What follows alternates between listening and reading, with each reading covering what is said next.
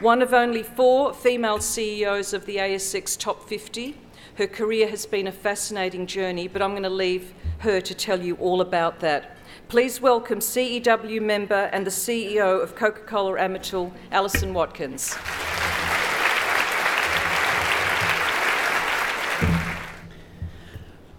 Good evening, everyone. I never imagined that I would be standing here.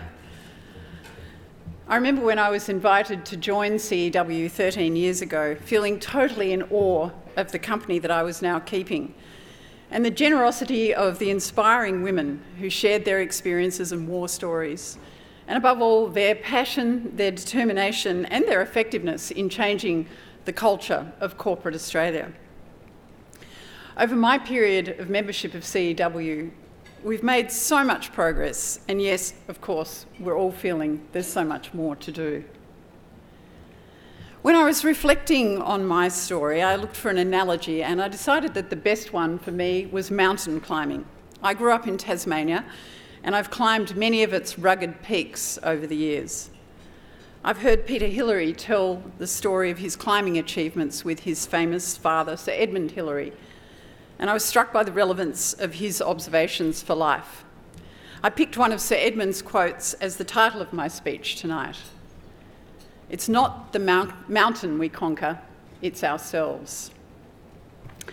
My story is not about reaching the summit of one very tall mountain. Rather, it's the opportunity to climb several different mountains, all challenging, not always getting to the top, but learning from the experience each time, and knowing to be better equipped to climb the next. I can identify 4 main elements which have helped me ascend each mountain, each conveniently starting with P. The first is people.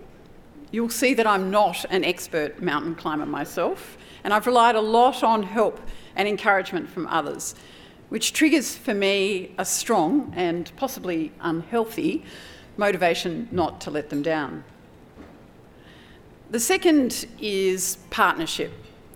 Every mountain's definitely been a team effort with Rod, my husband, who knows he's a much better navigator than me and has been helping me find my way ever since university. I'm delighted that Rod managed to free up his busy schedule and be here tonight, and also bring along Grace and Elliot, our 2 eldest and favourite children. Don't tell the others I said that, please. The third P represents the formative experiences I had in my early life, which I'll call parents. And I think these point to the importance of home environment, as well as the education of girls and boys, for which we as parents are responsible. My fourth P is personal, and I'll use that to describe how I also think I helped myself along the way. Tonight I'll describe 5 amazing mountains I've climbed. But firstly, I need to describe a small hill in Tasmania, because that explains how I got interested in leadership roles and gained the confidence that I could lead. I grew up on a farm in Tasmania. It was an upbringing that I loved. I was the eldest of 4, 3 girls with my brother last in line. I was unashamedly a tomboy, with a father who encouraged my interest in farming and made me feel useful from a young age by teaching me to ride motorbikes, drive the tractor and the ute. Dad gave me a shotgun for my 12th birthday, just a small one, I still have it, and put me to work in the shearing shed. Dad has always been a good golfer, and he taught me to play golf. I've many happy memories of caddying for him on Saturdays, and he'd always give us a sip of his beer at the end of the day, which I also liked. Dad liked to discuss the economy and share his free market beliefs with me, which weren't particularly fashionable in the farming community at that time. Actually, they're probably still not, I have to say. He thought it was important to get us girls involved in the stock market and bought me my first shares in rural company Elders IXL, which that colourful character of the 80s, John Elliott, turned into quite an exciting ride, I have to say. Country Tasmania offered a pretty basic education at that time, and my sisters and I were fortunate to be sent to St Michael's Collegiate School, a girls' boarding school. After I got through the homesick stage, I thrived there. I didn't realise it, but it was my first exposure to the difference that people make. My drama, phys ed, biology, English teachers really inspired me and helped me complete a broad-based education to do well academically and experience the responsibility and satisfaction of several leadership roles. I also remember the eldest child insecure overachiever in me. I knew it was financially a big ask for my family to send me to boarding school, and I was conscious of working hard to justify the academic scholarship I'd won. I didn't want to let them down. One thing I don't think my school did at all well in 1980, my last year, was encourage us girls to think big about our careers. In fact, to think much at all. I knew I wanted to live on a farm, preferably married to a tall, dark, handsome farmer, with moleskins and a ute with a bull bar. So I figured I'd go to college, ag college, on the mainland, which is what us Tasmanians called the rest of Australia, and learn something useful. And I'd probably run across Mr. Right in the process. My parents seemed comfortable with my logic, and despite my relative success at school, I was all set for the farm secretarial course at Orange Ag College in New South Wales. I don't know what happened, but I clearly remember my mother suggesting that I consider commerce at university instead, saying, "Why don't you keep your options open, dear?" Keeping your options open, dear, was great advice which I took, and it's stood me in good stead ever since. So I went to the University of Tasmania, moved into Christ's College, which was about 80% boys, and ended up with my first experience of leading in a mixed environment, becoming college president. I think the boys were quite impressed with my beer drinking prowess, which of course was an important criterion for a holder of high office at college. Then things really went off script. I met Rod, who had no moleskins and drove a battered yellow Mazda station wagon. Rod's family are medical, and after getting over the disappointment of him not becoming a doctor, they felt economics and then an MBA on the mainland would be an acceptable second best. So I turned down the perfectly good job offer to become a cost accountant at the local Cadbury plant and reluctantly headed to Sydney with Rod, planning to spend a few years in chartered accounting before returning to Tasmania, undoubtedly the best place on earth to live. In Sydney, the scene was now set for my first real mountain, Mount McKinsey.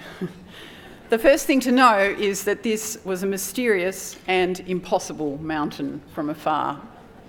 I only knew of its existence because Rod was by now doing his MBA and would tell me of the employment opportunities for a lucky few MBA students. It wasn't a mountain that I thought I had any capability to attempt. An MBA by osmosis with Rod didn't count. McKinsey was looking for the cream of mountain climbers. I thought I'd love to give it a go once I'd done an MBA myself after I finished my chartered qualification. Rod and I both sat the GMAT test and an entrance exam for the MBA, and I did pretty well. And off the back of that, Rod convinced me to apply to McKinsey, even without my MBA. And in one of what I still regard as one of McKinsey's most staggering hiring mistakes, I got an offer to join as a junior associate. Things did not get off to a great start. Performance, feedback and a strong development focus are hallmarks of McKinsey. I remember my first engagement manager, undoubtedly very intelligent, but lowish on EQ. He sat me down and he said to me, "The problem with you, Alison, is you lack insight." And at McKinsey, of course, that is a mortal blow.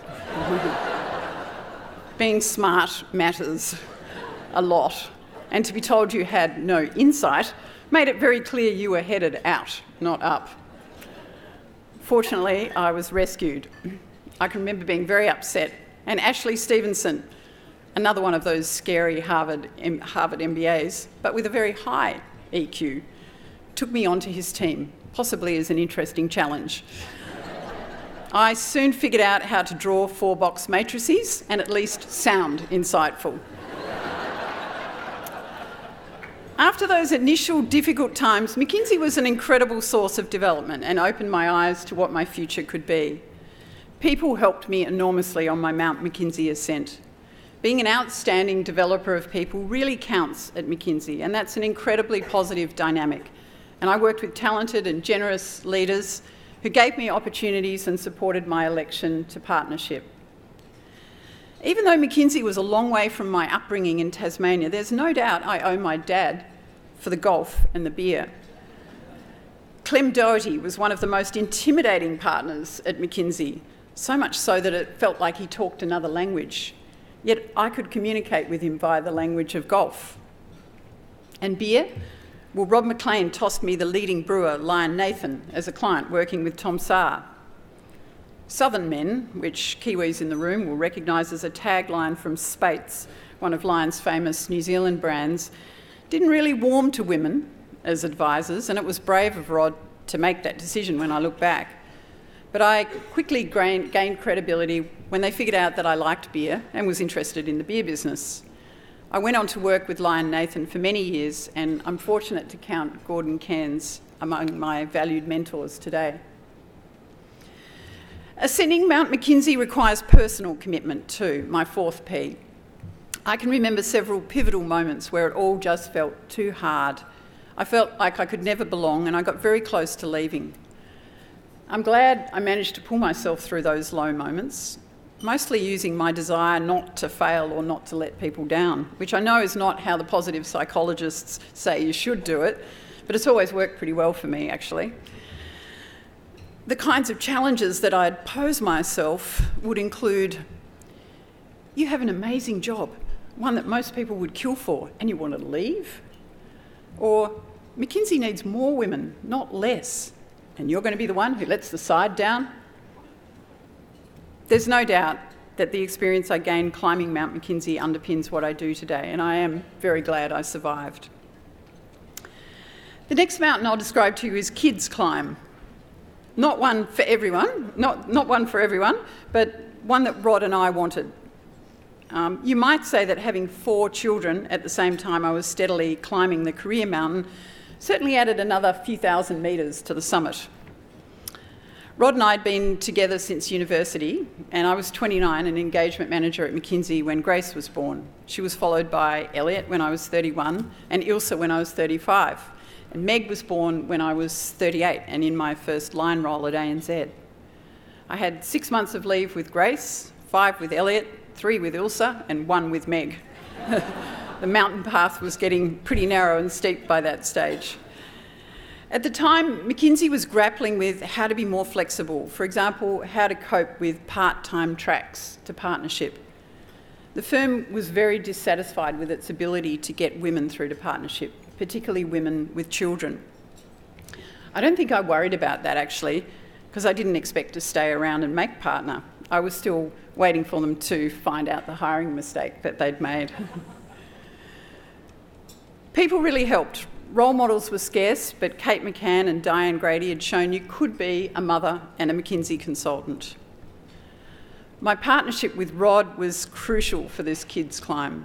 Rod was working in investment banking with Malcolm Turnbull through the 90s. As far as investment banks go, Turnbull and Partners was positively family-friendly, something that reflected Malcolm's own values. Rod always figured that he would be better as a parent than I would. He is naturally confident in his ability about most things. And he's always been extremely involved as a parent. So while I was travelling, including commuting for a year between Sydney and Wellington in New Zealand, Rod was invariably doing more than his fair share. It was a juggle, stressful at times, and we were fortunate to have good care and helpful parents. And sometimes I do wonder why we did it, because it was hectic.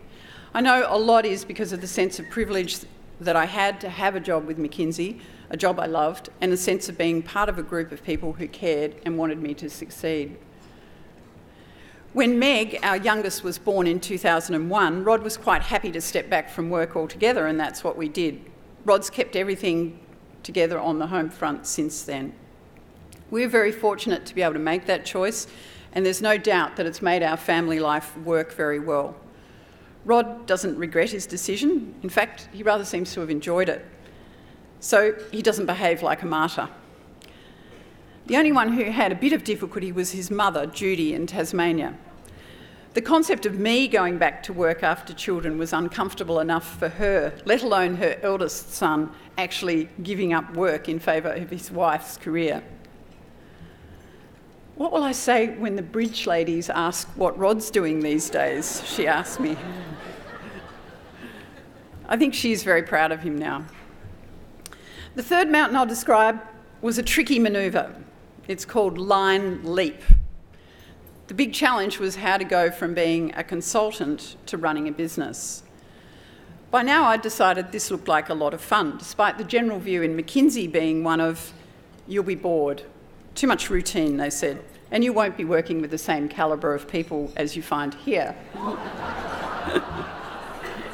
Everyone else told me, especially the search firms, that consultants rarely get the chance to move to a P&L role, and if they do, they usually stuff it up because they think it's a lot easier than it really is.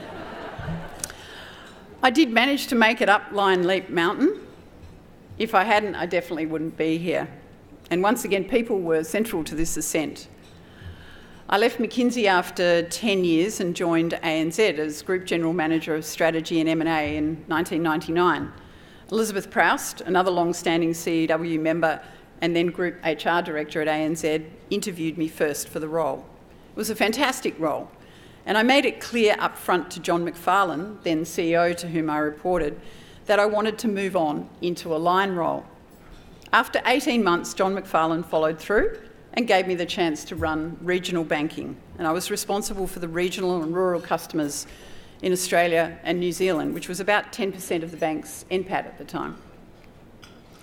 I have to be honest, it was different and difficult, and I closely watched my ANZ peers like Elizabeth Proust and Graham Hodges, both experienced line managers, to learn how to be effective. A mutual friend introduced me to Doug Shears, the chairman and majority shareholder of Berry Limited, Australia's leading juice business.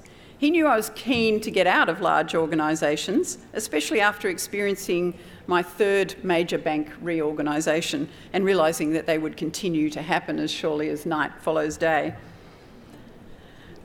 Doug asked me to lead the company. While some of my advisors didn't think Berry was mainstream enough, I really liked Doug's vision. I think he really liked the idea of having a woman run the business.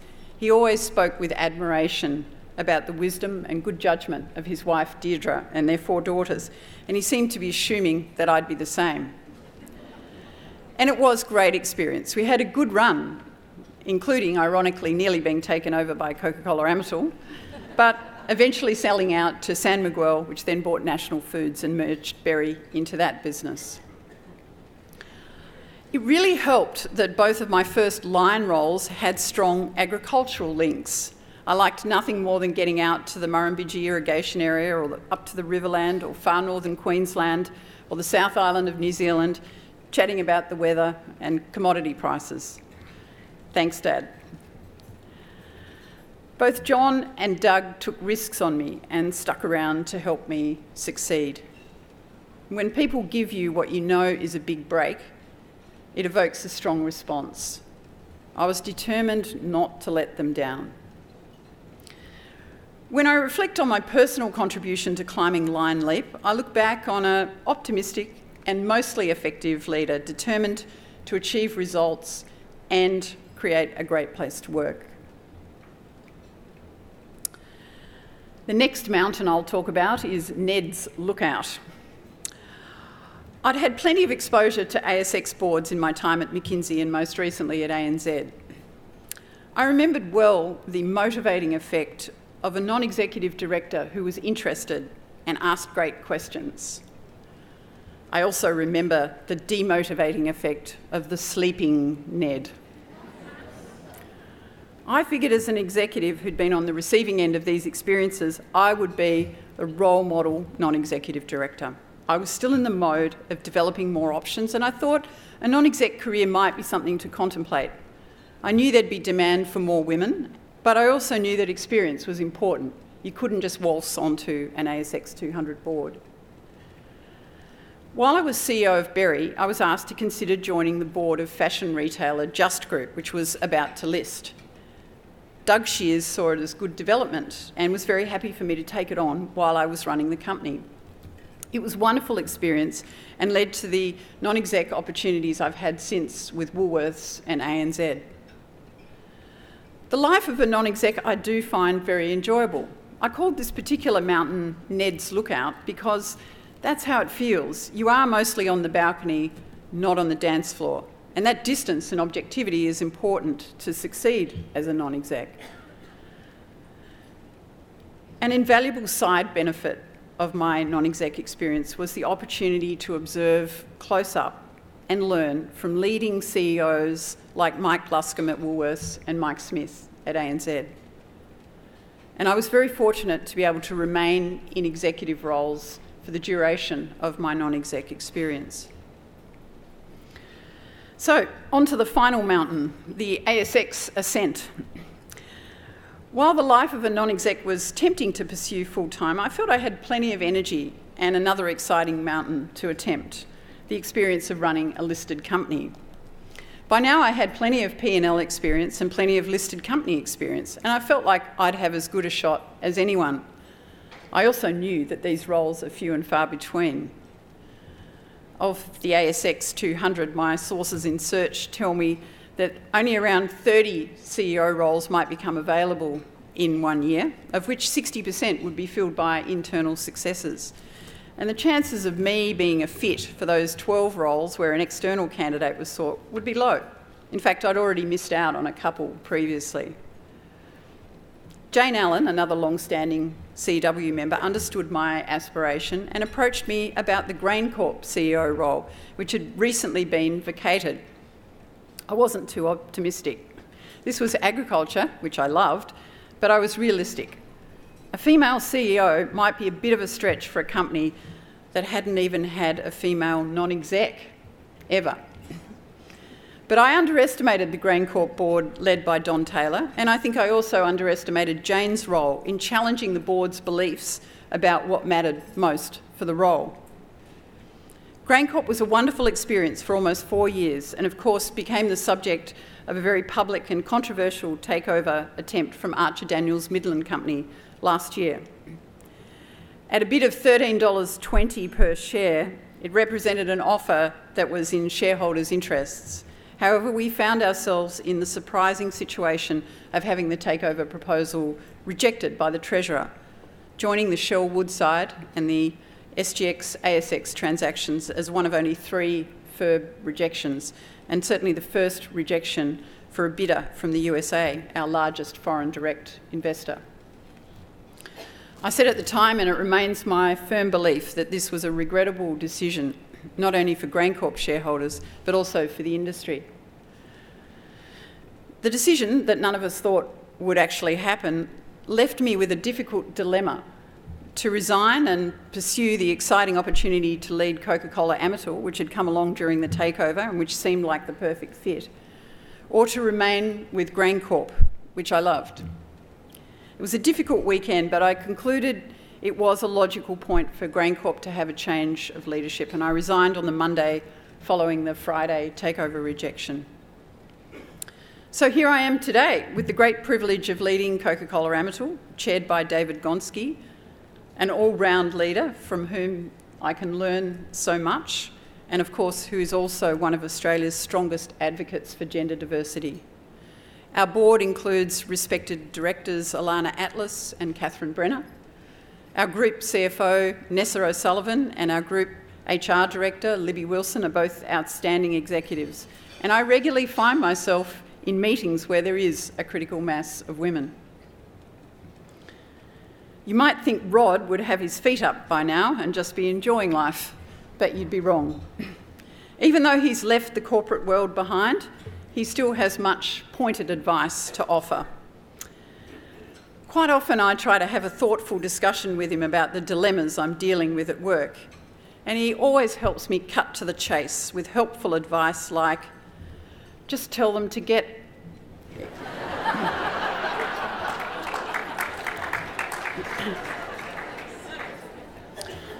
As I said earlier, Rod is naturally confident about his judgment on most things. And the good news for me is I am at last married to a farmer. We turned Rod into one by buying a farm. Apart from his free advice, Rod's support as a partner for our family is more central than ever. My most recent CEO roles are both Sydney-based. We've debated a few times whether to move back from Melbourne to Sydney, but it's tough to leave the world's most livable city, plus our farm, where we enjoy spending weekends. So that means I'm away Monday to Friday. We both resolved to make this a positive for our family, and most of the time it works well. It gives me the ability to be single-minded about the job during the week. Plus, I have no excuse not to get to the gym in the mornings. So that's my story. And what's the so what, as we were taught to ask at McKinsey? I can imagine after hearing all of this, there are two camps out there. One group that's probably thinking, well, that's the unusual story of an outlier who wiggled through the system, helped by people who wanted to do the right thing on diversity, who's so much of a tomboy she might as well have been one and didn't threaten men by being too different, who fluked a husband willing to put his career on the back burner and look after the kids, and who's made extraordinary personal compromises that no normal woman and decent mother would or should do. Yeah. So this group, I'll call you the cynics, is probably figuring there's not much in my speech for them. I'm not going to ask for a show of hands, but I am hoping there is a larger group of you thinking, okay, bit of right place, right time in Alison's story, but it's actually a really encouraging sign of what's to come. I'll call you the optimists.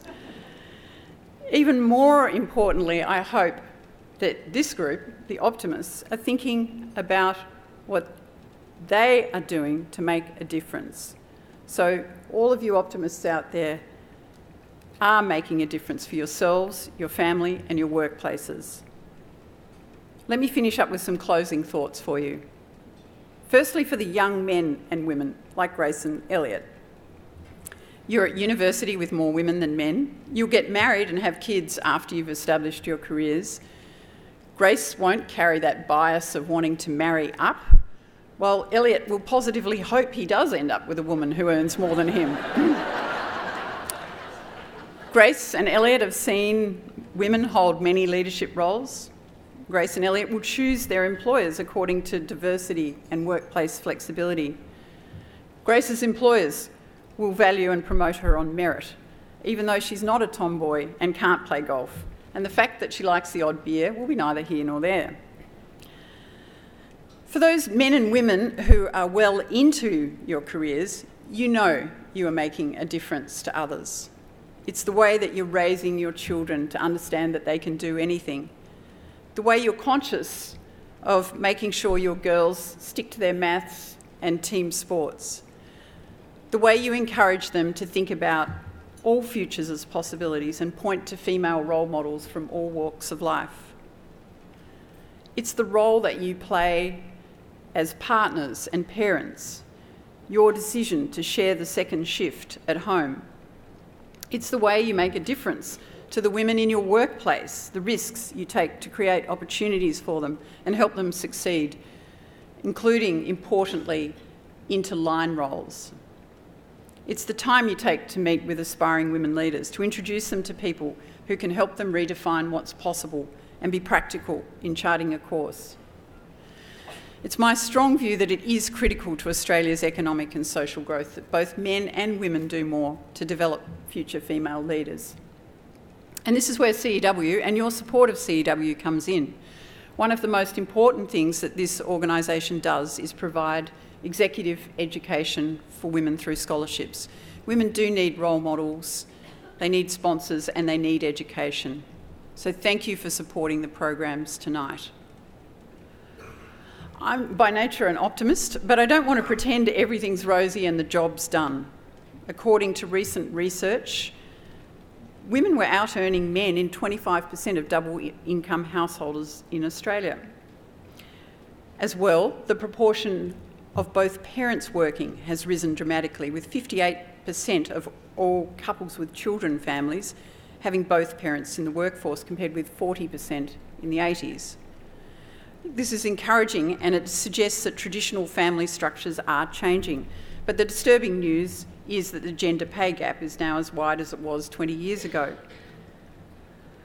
My analysis of this gap suggests that it's overwhelmingly driven by women choosing or ending up in work that's not as highly valued or remunerated, despite their greater educational attainment and the fact that women have been outnumbering men in gaining university degrees since the 90s.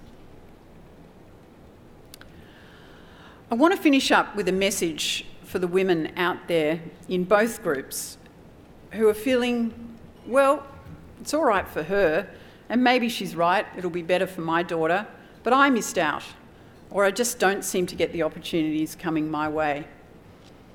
One of the earliest pieces of advice I had from Diane Grady was, don't hide your light. I always found that difficult. It felt uncomfortable to be blowing your own trumpet. I definitely came from the school of put your head down and do a good job and hope somebody will notice. And then I'd feel frustrated because maybe they did or maybe they didn't. And the big awakening came for me in two ways that's helped me be stronger. First, I got some feedback from one of those surveys that showed my peers thought I had strong leadership attributes, but I rated myself much less favourably. I took that as a good thing, until the excellent coach I had pointed out that it meant I was risk-averse and underestimating my ability to make a difference. I realised I was being completely undemanding in a way that meant I wasn't setting myself or my teams up for success, and that wasn't good for anyone. The second awakening came through understanding the power of the mindset of accepting accountability for everything good, bad or indifferent that happens to me. Instead of missing out on a job and blaming the interviewers for not bothering to lift the bushel and see my light, I learned to ask myself, why did I create this situation and what was it sent to teach me? I've certainly missed opportunities I really wanted, and I've been successful in reaching opportunities I wanted. I'd say my approach to becoming CEO of GrainCorp and CCA was different to my previous light under the bushel approach. Both I felt were the perfect fit for me, and I visualised how I'd feel getting the "sorry you missed out" call, and decided I'd be okay if it was something about the better fit of the other candidate, but I wouldn't be okay if it was because I hadn't done my very, very best in conveying how I could do the job. So, as well as thinking really hard about the board's priorities and likely decision criteria, I thought hard about the perceptions that they'd have about me, including the fact that I was a woman. So at GrainCorp, I identified the concern as being, she lacks operational experience, she'll get chewed up and spat out in this male-dominated industry, and she really should head down an NED track. I decided to take accountability, to be in control of my own destiny, and to treat these as understandable perceptions, neither right nor wrong, but my reality, and to very deliberately go out of my way to address them. Then at least, even if I missed out, I wouldn't be regretting that I hadn't done everything in my power. I considered swearing and thumping the table, but decided that probably wasn't going to quite look authentic. So instead, I made sure that I had several, boy, she's a tough operator, factual case examples nailed for the interviews. Even so, I remember clearly in my GrainCorp interview having that sinking, they're not taking you seriously feeling, and challenging myself afterwards to stop feeling frustrated and start finding a different angle. I turned this into a letter to the chairman, outlining what I thought was vitally important for the role and my credentials against those requirements. And really, I have no idea whether it actually made a difference, but I got the job.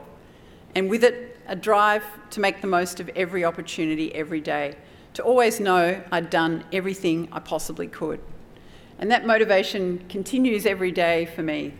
I feel very privileged to hold the role I do and determined to be the leader I always aspired to work for. I feel a strong responsibility to be successful for all the women who will become CEOs in the years to come. It's how I'll contribute to changing the perceptions of what a female leader is, and to accelerating the day that will come when the term female CEO doesn't evoke any particular perceptions at all. Thank you for listening tonight, and I promise I won't let you down.